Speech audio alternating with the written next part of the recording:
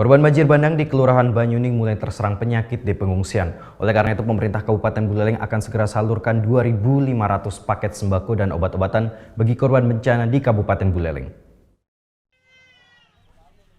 Beginilah kondisi para pengungsi korban banjir bandang di Kelurahan Banyuning, Buleleng, Bali pada Minggu siang. Sebanyak 13 kepala keluarga mengungsi di tenda pengungsian yang dibangun oleh TNI Angkatan Darat Kodim 1609 Buleleng. Warga pun mulai keluhkan sakit sejak tinggal di tenda pengungsian ini. Rata-rata warga mengalami pusing, panas, serta gejala mah. Menurut salah satu warga mengaku mulai mengalami pusing lantaran tidak tidur selama 2 malam lantaran takut banjir bandang susulan. Hingga saat ini para korban banjir bandang ini belum mendapatkan bantuan medis, hanya baru mendapatkan bantuan berupa sembako dari sumbangan warga. 2 hari. Di pengungsian dari 2 hari? Ya. Ada alami sakit gitu? Memang puyang-puyang dulunya gitu. Terus? Nah itu begitu kejadian tambah parah jadinya gitu. Belum ada dokter ke sini? Belum.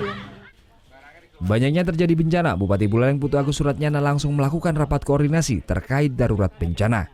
Suratnyana meminta seluruh SKPD di pemerintah Kabupaten Buleleng untuk segera membantu warga yang terdampak banjir bandang maupun tanah longsor.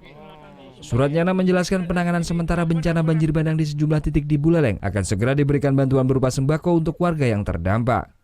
Dinas Sosial Kabupaten Buleleng saat ini telah menyiapkan 2.500 paket sembako berupa beras dan bahan makanan lainnya termasuk pakaian dan selimut.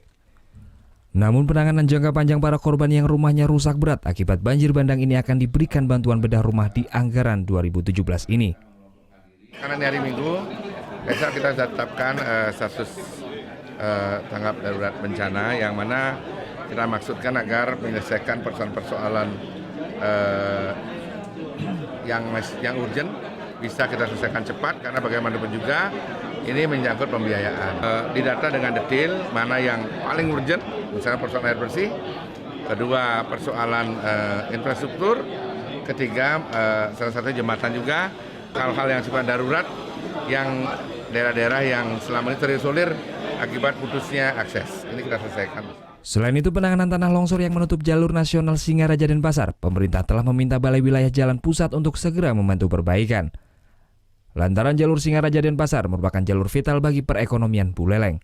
Selain itu, pemerintah Kabupaten Buleleng telah menyiapkan dana bencana saat ini sebesar 2,2 miliar lebih. Putu Wicana melaporkan untuk NET. Oke, sekarang Udah selesai kan nontonnya? Nah, jadi jangan lupa buat like, komen, dan subscribe ya.